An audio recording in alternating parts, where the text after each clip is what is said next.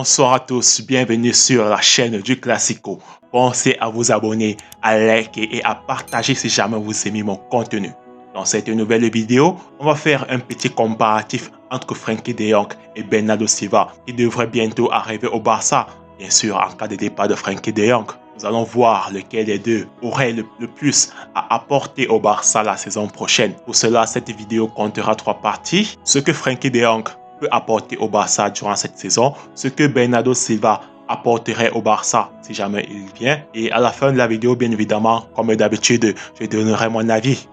Sans plus attendre, quels sont les atouts de Frenkie de Jong? Tout d'abord, Frenkie de Jong est un joueur très polyvalent. Comme on l'a vu durant les saisons passées, Frenkie de Jong est capable de dépanner à énormément de postes. Je pense même qu'à un certain moment donné, il a joué ailier, donc c'est pour tout dire. Pour moi, c'est un peu le joueur parfait. Le joueur capable d'être bon absolument partout, que ce soit en défense, en attaque. Il peut apporter dans absolument n'importe quel poste. D'ailleurs, durant les saisons passées, il s'est énormément sacrifié. On l'a vu sous Coman ou sous Xavi, on l'a énormément trimballé à plusieurs postes. Je pense qu'il a joué en tant que défenseur central à un certain moment donné. Tout ça pour dépanner parce qu'à un moment, Barça n'en avait plus. Il a même joué en tant que latéral. Tout ça pour dire en fait que Frenkie de Jong a énormément apporté au Barça durant son passage, même malgré tout ce que le monde dit de lui. Je trouve qu'il a aussi eu de très bonnes saisons, comme par exemple la saison sous Ronald Koeman où le Barça sort 3e malheureusement et échoue de peu de remporter la Liga. Je pense qu'il avait fini cette saison avec 11 buts, à peu près le même total que Bernardo Silva la saison passée. Il a été un bon lieutenant pour Messi, avec Griezmann aussi, qui a d'ailleurs réalisé sa meilleure saison cette année-là. Durant cette saison, on a pu voir ce que pourrait apporter Frenkie de Jong. Un Frenkie de Jong au max de ses capacités.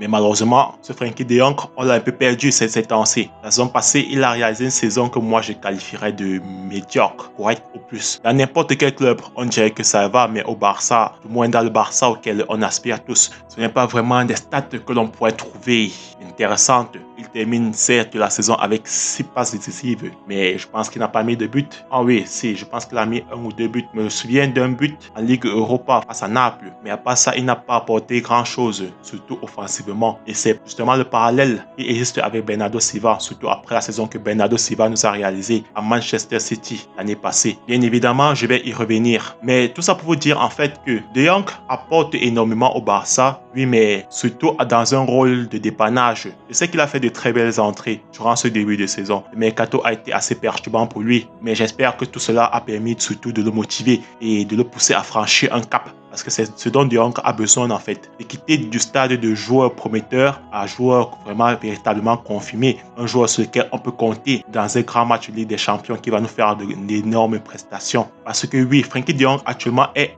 bon, juste bon, voire moyen. Son principal atout par rapport à Bernardo Silva, c'est qu'il est encore plus polyvalent que lui. Même Bernardo Silva est polyvalent, mais Frenkie de Jong peut évoluer en défense centrale. Pour vous dire à quel point c'est un joueur parfait. Pas parfait dans le sens où il est excellent, mais parfait dans le sens où il peut faire absolument tout et n'importe quoi. Malheureusement, avec le mercato que le Barça vient de réaliser, le Barça n'a plus trop besoin de ce style de joueur. Le Barça a surtout besoin de joueurs qui soient compétents à un poste précis, qui puissent être le meilleur à son poste, le meilleur du monde à son poste.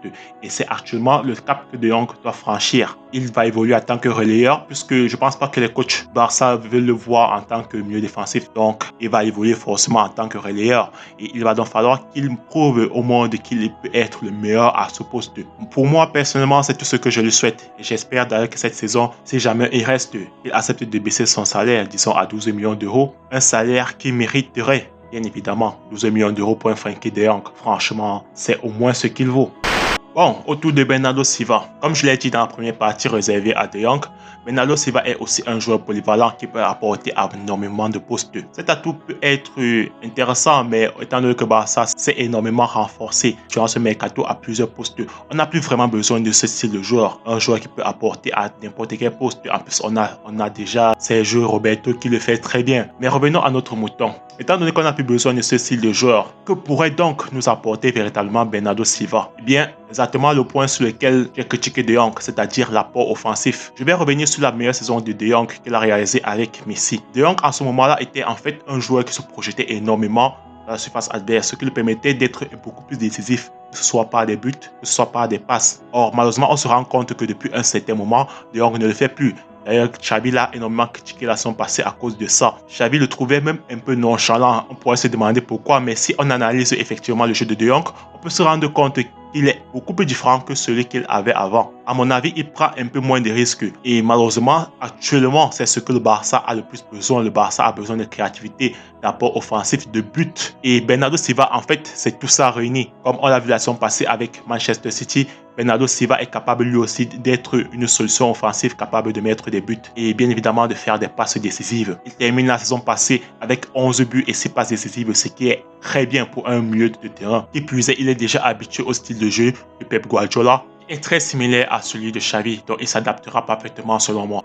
Du coup, si je devais choisir entre Bernardo Silva et Frenkie de Jong dans ce Barça actuel, je choisirais Bernardo Silva. Malheureusement pour Frenkie de Jong, car en fait, ce n'est même pas une question de salaire. Rien ne me dit que De Jong franchira ce cap cette saison. Malgré toutes les belles entrées qu'il a faites durant ce début de saison, je ne suis pas sûr qu'il arrivera à retirer ce genre de performance durant toute la saison entière. Et c'est malheureusement pour ça que je ne peux pas prendre le risque de lui faire confiance. On ne sait pas ce qui peut se passer. Il y a des joueurs comme ça qui finalement n'atteignent jamais leur potentiel. Frenkie de Jong a eu 3 années pour s'imposer et il n'a pas montré grand chose de plus que ce qu'il montre déjà. Donc en fait, si c'était moi, je transférerais plutôt Bernardo Silva et je vendrais De Jong. Je sais que mon avis ne va pas plaire à tout le monde, mais dans le Barça actuel, je dis bien dans le Barça actuel, Bernardo Silva apporterait bien plus que Frenkie de Jong. Bien évidemment, vous êtes libre de ne pas partager mon avis. D'ailleurs, c'est l'objectif du débat. Vous pouvez me dire ce que vous en pensez dans les commentaires. Je vous lirai et vous répondrai avec plaisir. Sinon, encore merci d'avoir regardé ma vidéo. Pensez à vous abonner,